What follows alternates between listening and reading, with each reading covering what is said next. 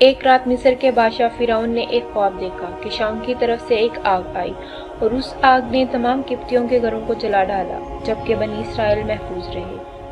دہشت کے عالم میں بیدار ہونے کے بعد فرعون نے تمام کہینوں اور نجومیوں کو اکٹھا کر اپنا خواب سنایا۔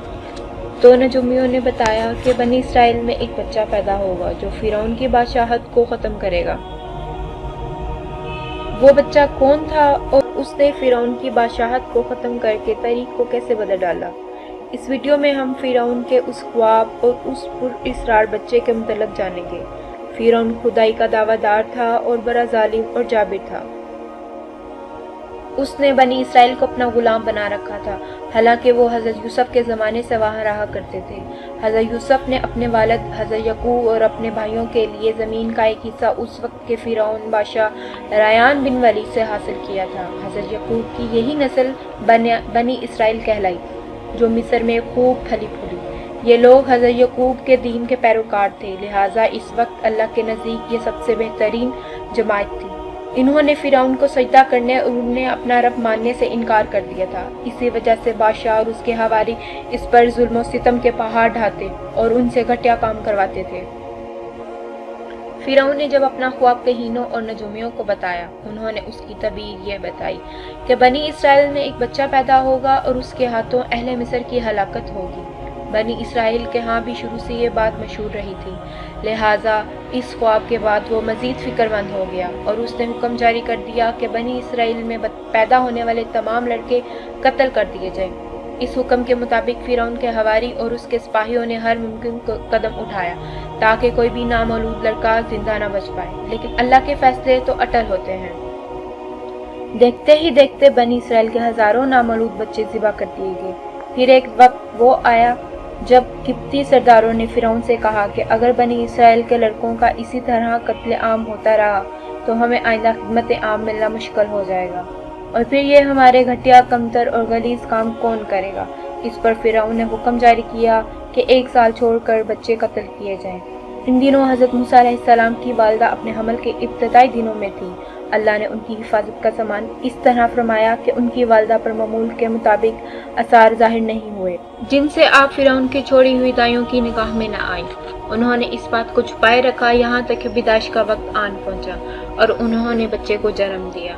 اس بات کے بارے میں سوائے قریبی لوگوں کے کوئی نہ جانتا تھا۔ نجومیوں نے فرعون کو اطلاع دی کہ بچہ پیدا ہو چکا ہے۔ اس اطلاع نے فرعون کو بدحواس کر دیا۔ اس کے سپاہیوں نے گھر گھر تلاشی شروع کر دی۔ حضرت موسیٰ کے بھائی حضرت ہارون سالہ امان میں پیدا ہوئے تھے، جبکہ حضرت موسیٰ قتل والے سال پیدا ہوئے۔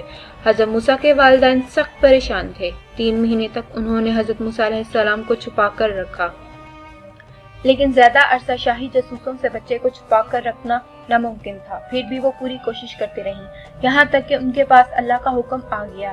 یہ حکم اللہ نے ان کے دل میں ڈالا تھا، یعنی القا کیا تھا۔ حضرت موسیٰ کی والدہ کے دل میں خیال آیا کہ تابوت کی طرح ایک صندوق بنایا جائے اور اس بچے کو اس صندوق میں رکھ کے دریائے نیل کے بہاؤ پہ چھوڑ دیا جائے۔ حضرت موسیٰ کی ماں نے اللہ کے حکم کے مطابق بچے کو صندوق میں رکھا اور دریا میں چھوڑ دیا، اور ساتھ ہی حضرت موسیٰ علیہ السلام کی بہن کو کہا کہ تم اسے پیچھے پیچھے چلتی جاؤ۔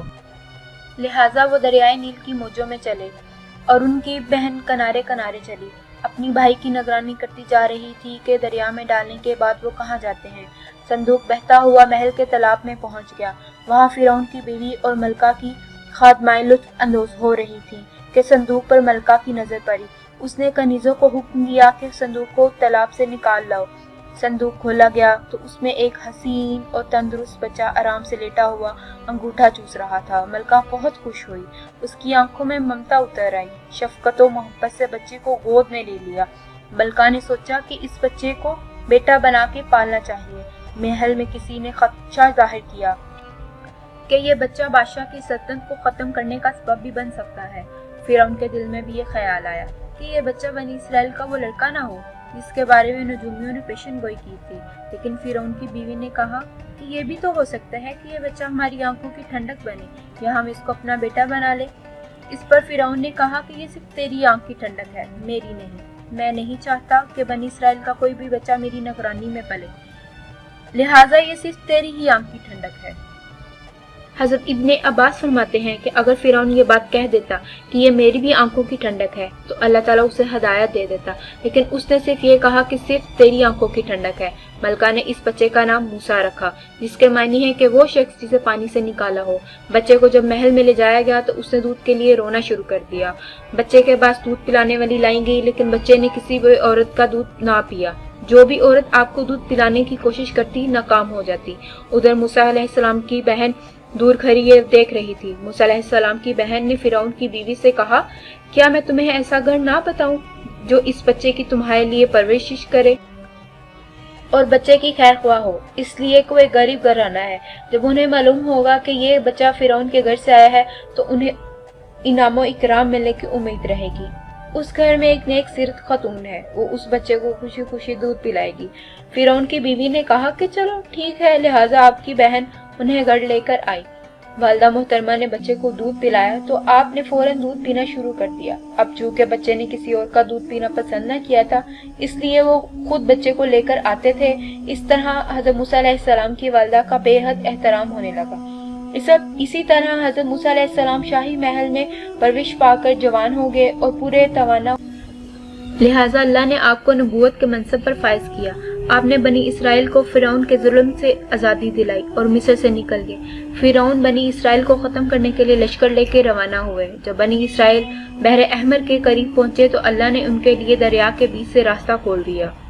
یہ وہی موقع تھا جب فرعون کا خواب پورا ہونے والا تھا اور اس کی بادشاہت اور لشکر تباہ و برباد ہونے والی تھی۔ بنی اسرائیل تو سمندر کے پار چلے گئے، مگر جب فرعون اپنے لشکر سمیت ان کے پیچھے آیا تو سمندر کا راستہ وہ بند ہو گیا، تو فرعون اپنے لشکر سمیت اس سمندر میں غرق ہو گیا۔